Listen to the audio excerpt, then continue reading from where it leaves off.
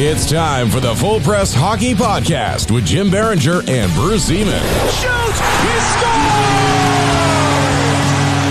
And now, with a trip around the National Hockey League, here's Jim and Bruce. Hello, everyone. Welcome back to the Full Press NHL Podcast. I'm your host, Jim Biringer, the voice of Full Press Hockey. I'm joined once again by Mike Morreale. He covers the New Jersey Devils for NHL.com. Mike, welcome back. What's going on, Jim? Glad to join the program as usual. Talk some hockey here in the hot days of summer. It's always fun. Yes, it is. You just got back from Michigan, correct? I did. We have the World Junior Summer Showcase going on there. It's always a fantastic event because you get to see a lot of the players that obviously are going to make up a play for their country at the World Junior Summer Showcase, which is in Ottawa this year from December 26th through January 5th.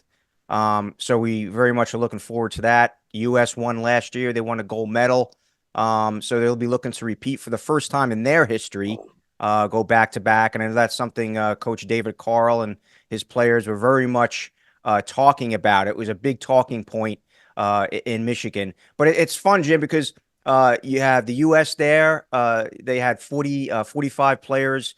It's kind of like a development camp. There were no cuts made. The cuts are going to be made at select camp in December for the World Juniors.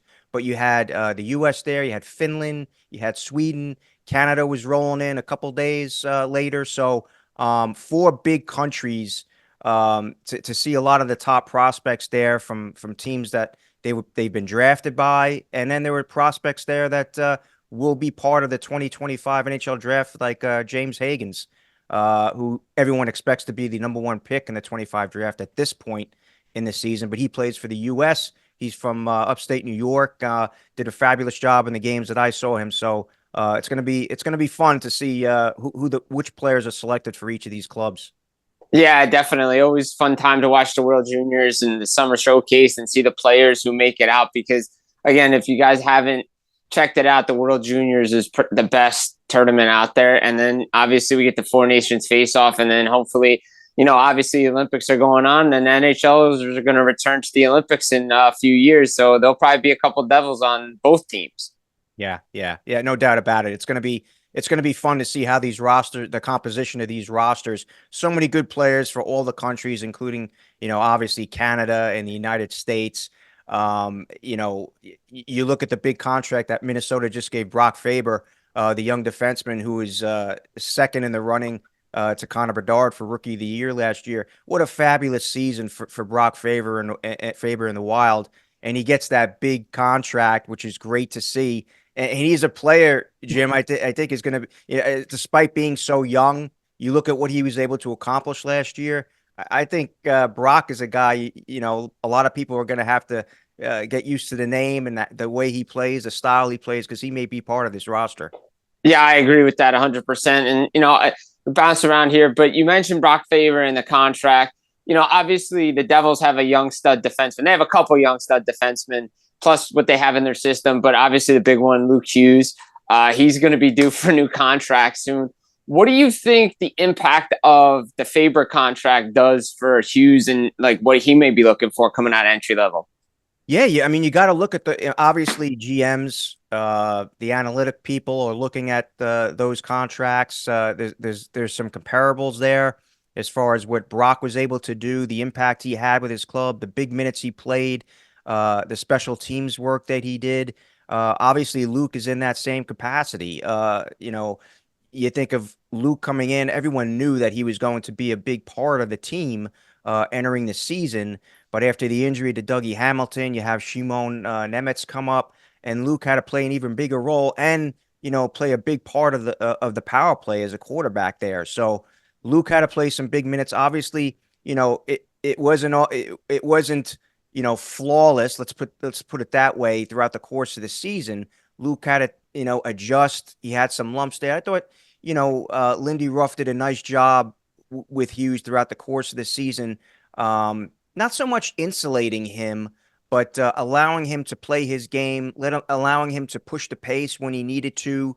And I think he learned how to play that defensive style, how to gap, how how to stick poke check, in his own end, because that's the big part as a defenseman is it's so difficult. You want to go as a young player, but it's so difficult to understand the concept of defending and how to defend well in the NHL. And I think Luke really began to show progress in that area of his game, as did Shimon Nemec, Jim. I thought Nemec, played really well towards the latter stages of the season. And a big credit goes out to Kevin Dineen, the Utica coach, who had Nemec playing penalty kill when he was in Utica in the American Hockey League. So obviously he saw that Nemec needed that practice as a defender, defending some high caliber offensive players. So he put him on the PK, and he was able to understand those concepts while being taught at the same time. So to answer your question, I thought, about the contract, I think, Luke's contract is maybe going to be very comparable to what we saw at Brock, because he's going to be an elite caliber defenseman in the NHL and for the Devils for the foreseeable future. Yeah, just to stay on that real quick, because we know what the max is right now on defense. Dougie Hamilton is at $9 million. Maybe he comes in just under that or about the same, you would think, because of the way Tom Fitzgerald likes to do his salary hierarchy. We see what Jack Nico make. Guys are just coming in around there. So I love what the Devils do, and Tom Fitzgerald has done with that salary hierarchy. You would think so, and that's a good point. That's a good point. I think Fitzgerald and company have done a real nice job with these players that they've re-signed or they've captured in free agency. I thought the signings were well done this offseason. They were able to pick up players via trades, via free agency, players that they really desperately needed in the lineup to become a contender or a playoff contender this year, at least, right, Jim? So I guess we got to take baby steps, but so yeah, I think you're right in the ballpark there. I think maybe 8.5, 9. You're looking at something. If you want to get him long term, you may have to reach into that. And, and I think the Hughes family and the agents understand that, the Devils want to become a perennial contender here. And in order to do that, you need to keep your own. You need to keep your own satisfied. So to have long-term extensions, the 6-8 year type contracts, 8.5, 9, we'll see where Hughes stands. But obviously they got, Jack at a real good rate when they did that re-signing. So that helped. That has helped Fitzgerald be able to gain those assets surrounding Jack and Nico Hischier and those other perennial stars for the Devils. So, I think you're in the ballpark there. We'll see what happens. We'll see how it all shakes out. But I have faith in Fitzgerald and what he's been, knowing what he's done in the past, that he'll be able to push forward and know where these other players stand as far as salaries in their lineup. I agree with that 100%. Fitzgerald has done an amazing job, especially, obviously there's some criticism, and we've talked about this before when you've been on here, especially going back to last offseason when I think most people figured that they needed a goaltender if they were going to be in a playoff contention. Now, again, it was a disappointing season. A lot of things did not go their way. The goaltending wasn't great. Defensively, they had injuries. The structure broke down. I mean, they just couldn't put 6-7 wins together because the East was so wide open. If they had it, if they were able to do it, maybe they get in. But listening to a lot of guys this offseason, they're very motivated. You hear the new head coach comes in, Sheldon Keefe. He's motivated. The players are excited to be around it. And, listening to Eric Haula too, he said, and I've made this point, I think it was a good thing that they missed the playoffs because now they knew the areas of need they needed to address, and they took care of them. Goaltending, defense, and getting bigger and stronger. Absolutely. I think you hit the nail right on the head there, Jim. Look, they hired their new coach with proven success in the regular season in Sheldon Keefe. And let's face it. Yeah, I mean, you look at it, you say, oh, regular season success. We want playoff success. But as I said earlier, you got to take baby steps here. And the Devils, have struggled to qualify for playoffs. We're going back 10, 11 years. So they hire a coach with proven success in the regular season, Sheldon Keefe. Obviously, he was fired by the Maple Leafs. He had a real good regular season. Was able to push the Maple Leafs to into the playoffs and what they were able to accomplish on a team that's, in some ways, has a very similar composition to the way the Devils are constructed, with some quality centers. You have some decent wingers. At the time, the goaltending was, maybe a little bit better than average when you look at Toronto's goaltending and the Devils.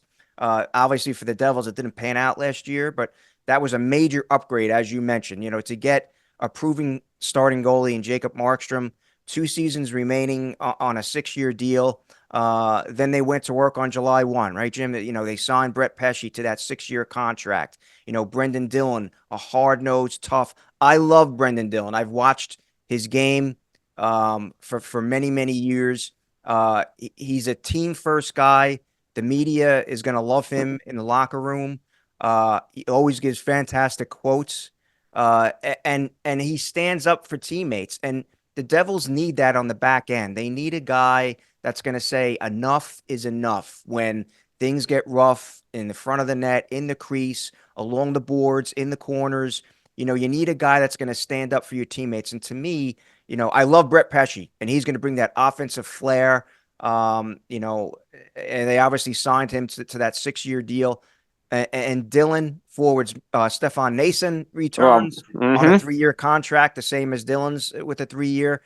Tomas Tatar, you heard so many Devils fans, last year, that's a player we're missing, and no one's talking about it. Tomas Tatar, he did so much for us. Well, here he is. Fitzgerald saw it as well. They get him on a 1-year deal. It all needs to come together offensively, but the acquisitions enabled New Jersey to get bigger and stronger in critical areas of the lineup. Yeah, and obviously they made the move at the draft. They move out John Marino, which opened up the money for Brett Pesce, but they also moved out Alex Holtz and Akira Schmid to Vegas, and they get Paul Cotter. And that's a nice pickup too, because again, I think another player, obviously, his status with the Devils is probably not going to be there ever again.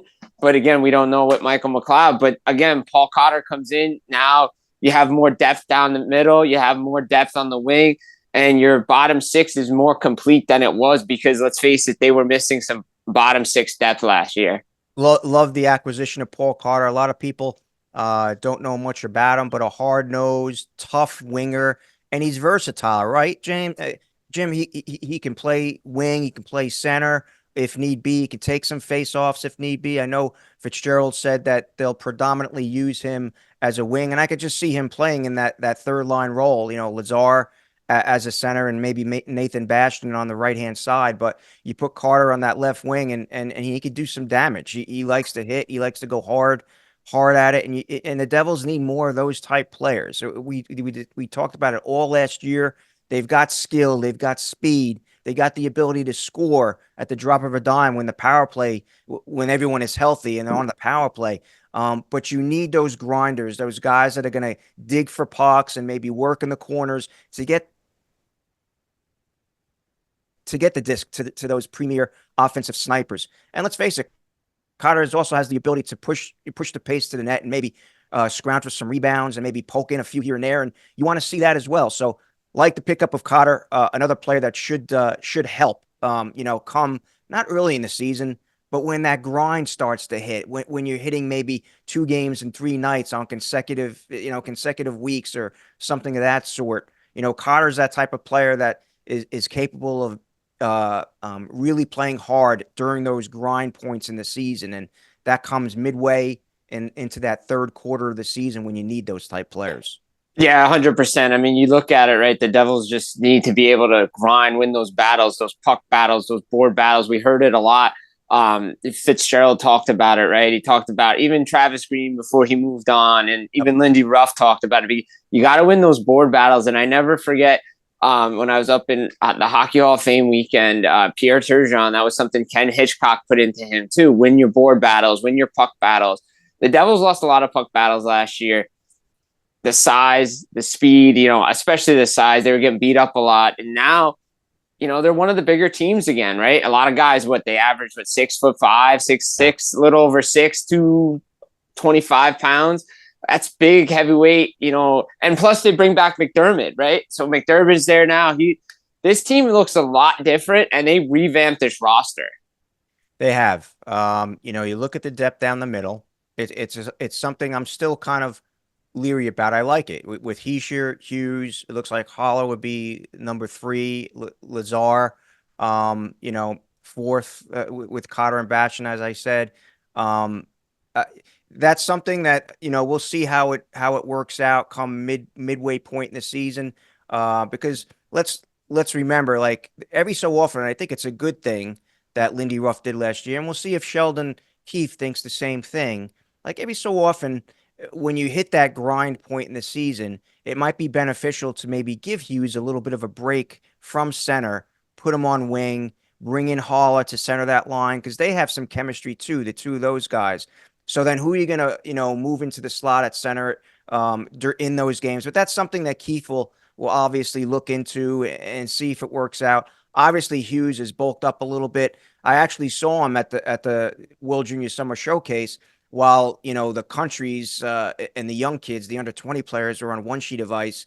There were a few NHL players on the other sheet of ice working out together. They do their normal summer workouts. Jack, Luke, many other NHL players were part of that. So it was interesting to see that all come together too. But he looked good. He looked good, Jim. I watched him skate.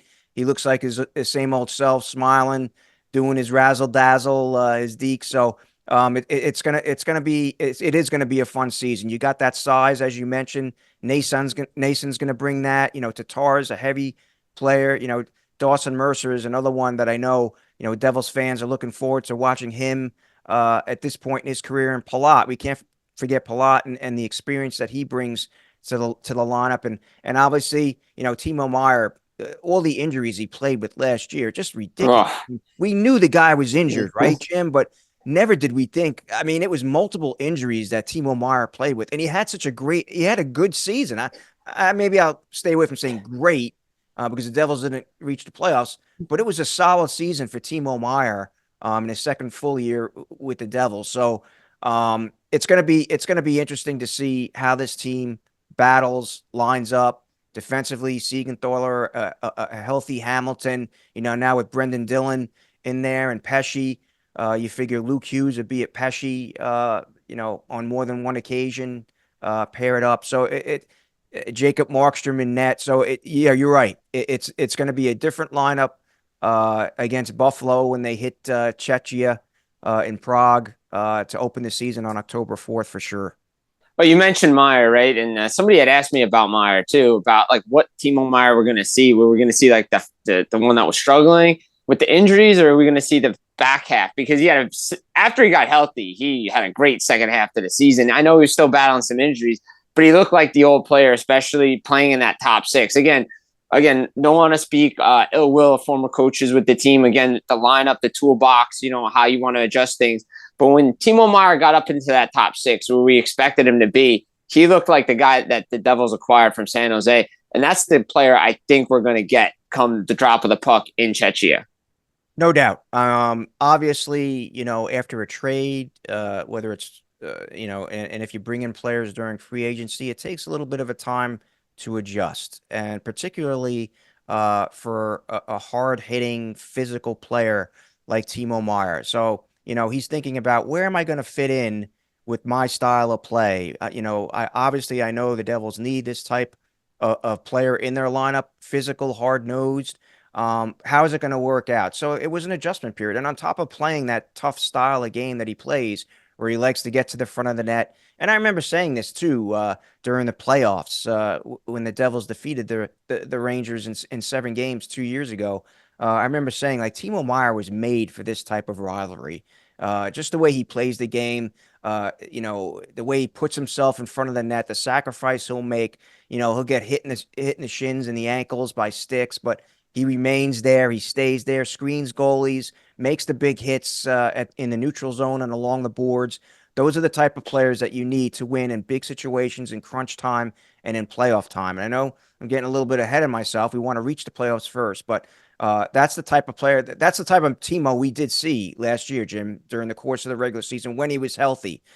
He liked to lay out the big hits. He defends some teammates when needed. And that's the type of player. Yeah, I expect him to have a real good season, both physically and offensively for the Devils this year. And the Devils are going to need it. And I think the chemistry between he and Nico Hischier is just going to continue to thrive. The chemistry, you're going to see that, really flourish over the course of the regular season. And the two of them are going to really impact. And I think it's going to be a major talking point, after the first quarter of the season for sure.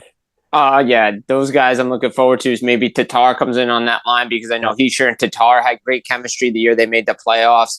So there's so many line combinations for new head coach Sheldon Keefe. And you mentioned it before, what he did in Toronto.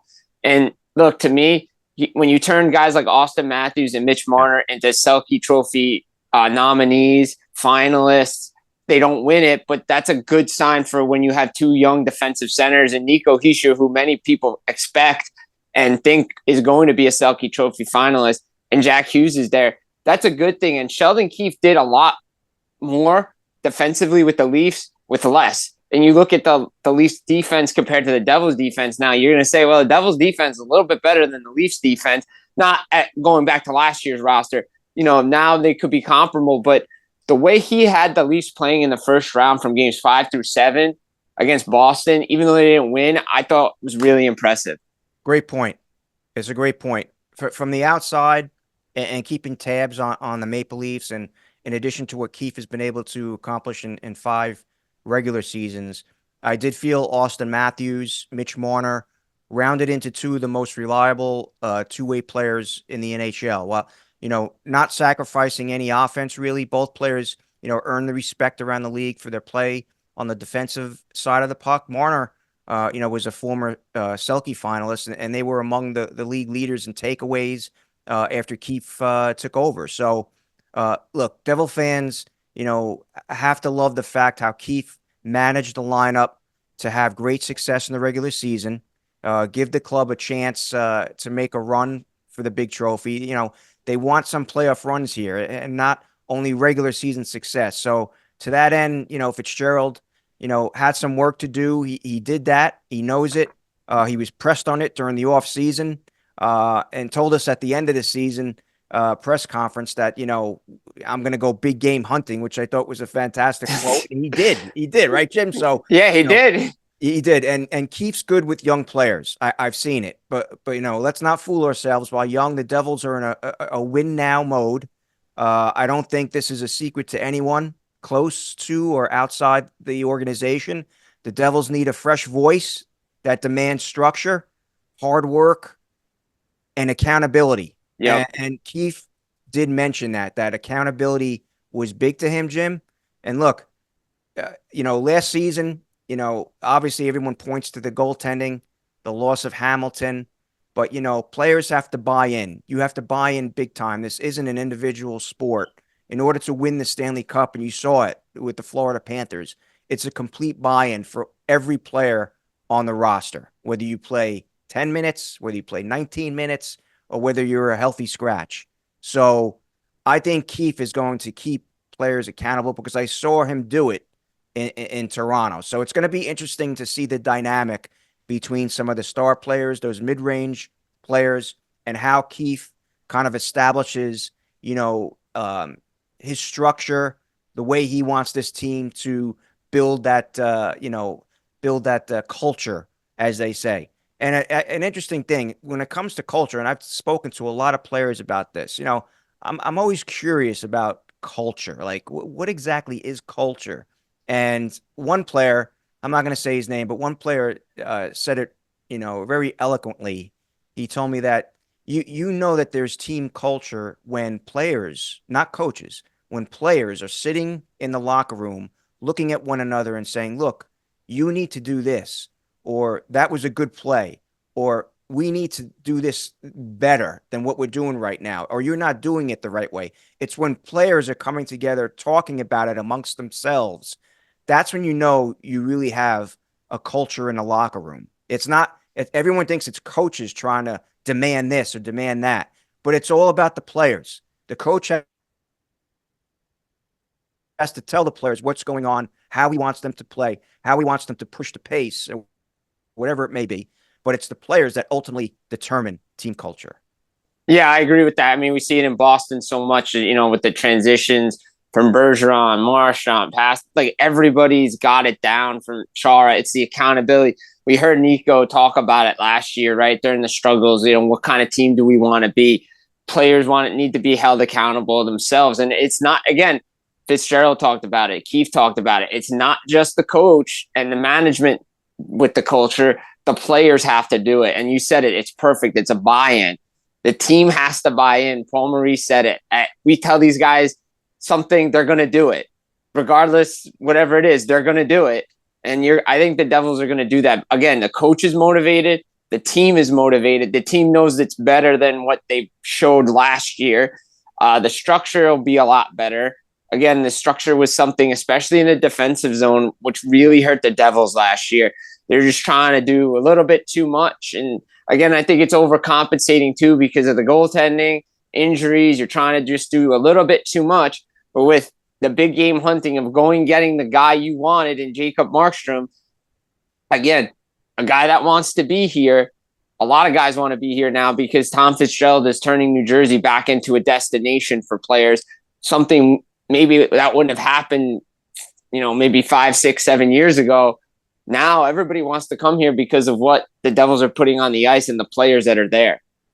Absolutely. And you mentioned, the goaltending situation. Look, we all knew that was the top priority. I mean, obviously you need a new coach and they did that, but the top player priority was in net. And, Fitzy went out and it looked like, from the way he was talking and the way everything kind of materialized, obviously Fitzy wanted to get this done during the course of last season to bring in Markstrom. But it looks like there was a little bit of a communication meltdown as far as who was going where or who was being traded or whatever it might have been. So, but they get Markstrom. And the one thing I can say is that, look, Markstrom's 34 years old. Jake Allen is 33. You'd have to figure the number 3 goalie in the pipeline, Nico Daws, right, Jim? Mm-hmm. At 23 years old. So Nico had a decent season last year, went 9-11. I think he was just a little bit north of a 3-point goals against average. So 21 games, I think he had like 20 starts as a rookie last year. So he'll improve. He'll gain more experience in the American Hockey League where he needs to be to kind of marinate a little more. Markstrom, is healthy after missing some time last year with separate lower body injuries on 2 occasions last year. But he's a workhorse. He played 60 games for more than 3 different times in his career. 59 games another year. And I asked Tom Fitzgerald that exact question, like at development camp when he made himself available to discuss all the moves. And I asked him, look, is there any concern at all? Look, you got your goaltender, but is there any concern at all of the fact that, Markstrom is 34 and Jake Allen is 33? They're not spring chickens anymore. What do you think? And he said their past has proven that they've played a lot of hockey games. They don't sit much. Maybe there'll be some, I think he called it some soft tissue issues here and there, but it doesn't concern him at all. So it doesn't concern Fitzgerald, and he knows goaltending was a top priority, and they needed it desperately. So we all have to, we know what Markstrom can do when he's at his best. Yep. So it is an upgrade for sure. Now it's just a matter of health and seeing if these guys can get it done.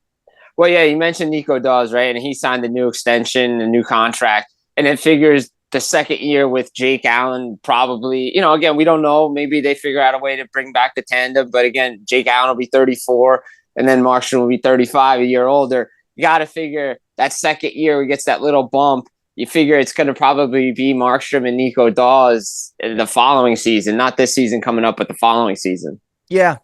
Daws will get his chance. He's worked his way up the ladder. I know, when we spoke to Kevin Dineen about Daws and what he brought to the table in Utica in the American Hockey League, he loved his composure. Obviously, Daws plays big in net. Sometimes he gets a little bit rattled here and there when the play gets tight in close, in the crease. But for the most part, I thought he did a real nice job. He had some big wins. Obviously, none bigger than the February game at MetLife Stadium. I mean, that was fantastic, right, James? Oh, so good. And he set records in that game, right? He set records in that game. I mean, that one will go down. I'm sure he has at least one of the pucks from that game, but that'll go down as one that Devils fans will always remember Nico Dawes and the impact he had, in winning that game against the Flyers at MetLife that night. But yeah, he's definitely on the let's say on that that vertical plane there, on that upward swing, to be at least a backup to Markstrom, like you said, in 2 years. So we'll see what happens. But obviously, you want to see Markstrom play a majority of the games this year and be healthy in the process, and then Allen maybe pick up games because we know Allen can get it done too. We saw what he was capable of doing in the latter stages of last season. So overall, I give the goaltending right now, let's call it like an A- B+, and we'll see a quarter of the way through the season if it can jumpstart to an A or an A+. Hey, that's the grade I had for Tom Fitzgerald for the goaltending this summer. When you do these grades, I think that's an area for me. It's a complete A- for me. I think, again, you addressed the priority. That was the priority, biggest need. They got it. They also did well defensively with the coach. Again, for me, you look at the top six, right? And you mentioned Dawson Mercer. He still needs a new contract. Nolan Foote's still out there as well. Do you feel at this point now, because the Devils' money was around $4.7 million, it'll probably be less than that when Nolan Foote gets his new deal. What are you thinking, bridge deal for Dawson Mercer at this point? Yeah, I wonder what Fitzgerald is thinking on that. I mean, I'm sure he wants to get him locked up. The bridge deals sometimes, you don't know how players respond to bridge deals. Right. Think about it, right? And Dawson, was one of those players that hit the 20-goal mark last year, was one of 5 Devils players to hit that mark. And, I would think that Tom would do all he can to get him locked on something that might not be a bridge deal. What that contract might be, I don't know. I don't know what he's thinking. I don't know what the Mercer camp is thinking. But look, when push comes to shove, if it has to be a bridge, it will be. You just don't know. Like, I'm just not sure how players respond to that. Like, oh my gosh, look, they're getting paid, right? They're getting paid money. But you just wonder the mindset of a player of a bridge deal. It's you wonder if they're thinking, well, why doesn't the GM want to work with me to get a long-term deal here? I want to be here. They know they need me here, that type of thing. So if it comes to a bridge deal, yes, you have to do it. And then you get him, maybe lock him up a few years down the road. So we'll see what happens with Mercer. Yeah, I'm just looking at it money-wise because if you try to do it long-term, like I was fooling around with the numbers and somebody else and I were looking at it, and we just said the Devils just don't have the cap space to go above 3 if they want to make it. Like, you could do, I guess, maybe, I mean, if you wanted to go 4 times 3 or something, I guess.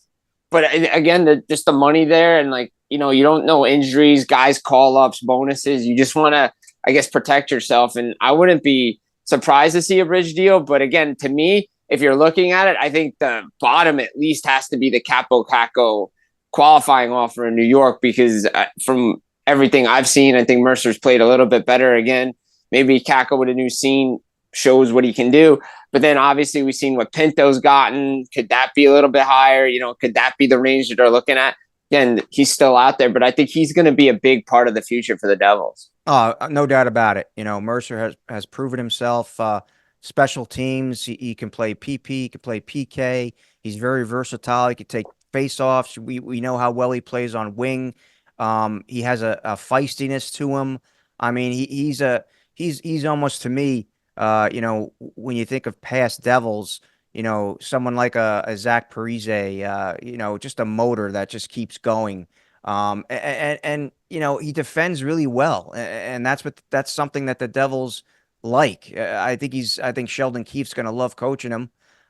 So yeah, I mean, we'll see where it goes. I think a lot of those comparables with players that you just mentioned are, that's well thought out. I think that, obviously to me, when I watch Caco, when I watch Mercer, I do think Mercer's a more complete, well-rounded, more of a player than Caco is. Caco is very talented. He's still young.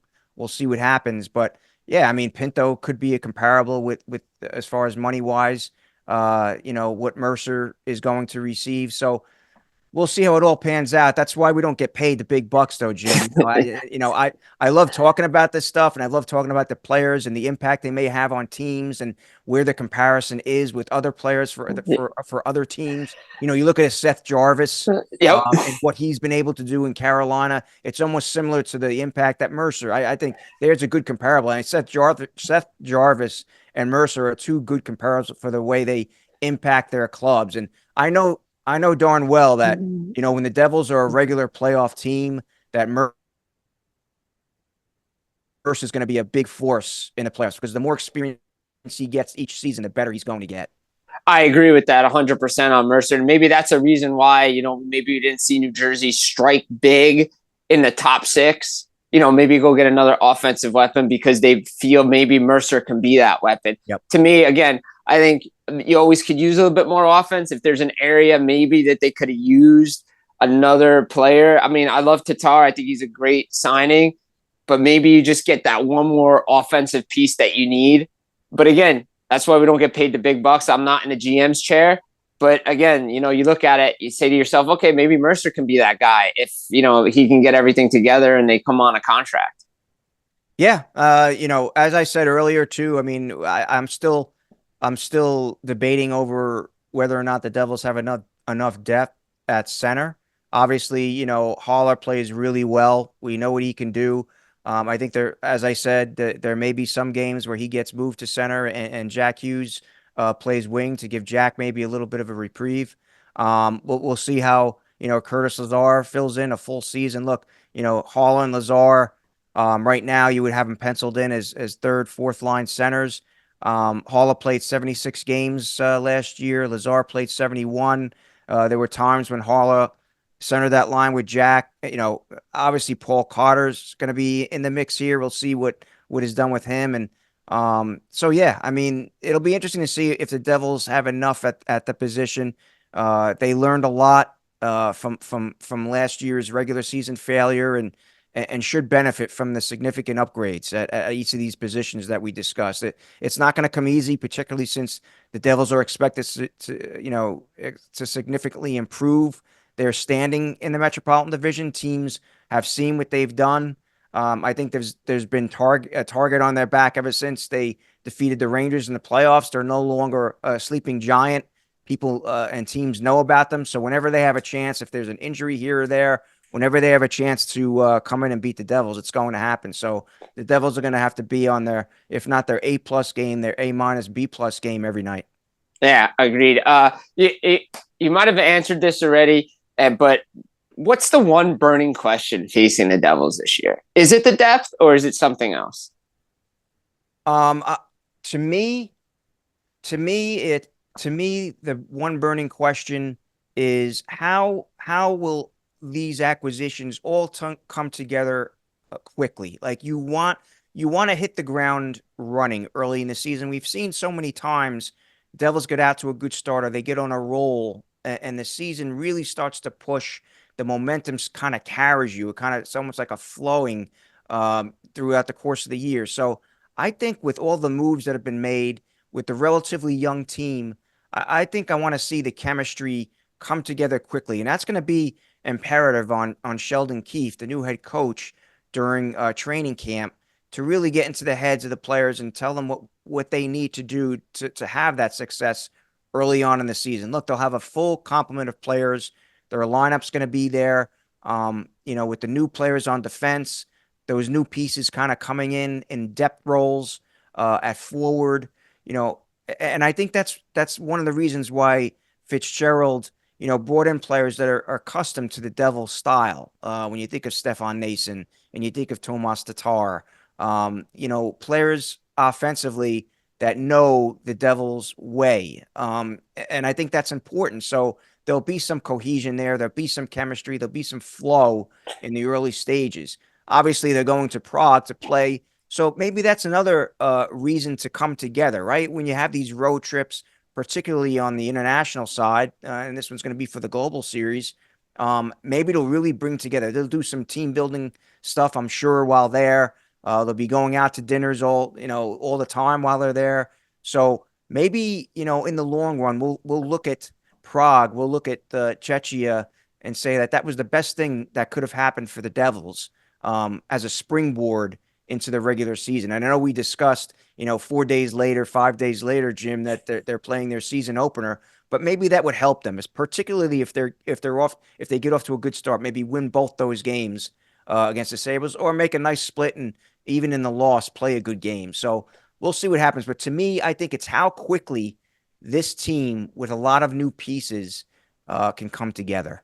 Yeah, that's a great answer to that question. And obviously, before we get you out of here, the expectation for this team, obviously it was playoffs last year, but I think the expectations have to be playoffs and again this year, and maybe you got to win a round at least because, the new pieces, the new goaltending, the areas that have been addressed, if they can stay healthy, there's no reason why this team can't make it to the second round of the Stanley Cup playoffs this year. Yeah, on paper, this is a playoff team. No doubt. On paper, this is a playoff team. Who they take out or whose place they take in the Eastern Conference will be determined. You look at last year off the top of my head, Detroit made a late run there. The Capitals, I know, got that final seed, which was surprising for them, and it was a great job by the Caps to do that. But maybe the Devils can take that step and maybe even take it even further. I mean, obviously, you don't want to be playing the top seed, and maybe the Devils can play, can have that type of run that they had 2 seasons ago, where they had a fantastic regular season, a historic regular season before they beat the Rangers. And as you know, in the playoffs, goaltending is the equalizer to every facet of this game, and they've got the big horse in net. And as you said, Jim, as long as he can stay healthy, I think, sky's the limit for the Devils and what they can accomplish this year and years to follow. Yes, agreed with that. Years to follow, because I think you mentioned Washington. I think maybe they could sneak past the Islanders, maybe get a top 3 like they did the year they made the second round where they lost to Carolina. I mean, Washington has definitely improved, and again, the Devils kind of can't really get past the Washington Capitals for some reason in the regular season. It's like one of those teams they can't beat. We saw it last year. But again, getting off to a good start, coming together, bonding, I think will really help this team. I 100% agree with you. No doubt. Guys, this has been the Full Press NHL podcast. Get it, Full Press Hockey Podcast on YouTube, iTunes, Spotify, wherever you get your podcast. My guest today, Mike Morreale of NHL.com. He covers the New Jersey Devils, does a great job with the World Juniors, the prospects, the drafts as well. Mike, thank you so much for coming on today. It was a pleasure, James. Best of luck to you, and enjoy the rest of the summer, buddy. Thanks, you as well. We'll see you back down at the rink when everything starts again back in September. Yeah. And enjoy yourself in Prague. Thanks, man. Appreciate it. Guys, take care. Enjoy the rest of the offseason. Full Press NHL Podcast will be back again real soon. Barry Trotz, Nashville Predators, making sure you're listening to Full Press Hockey Podcast.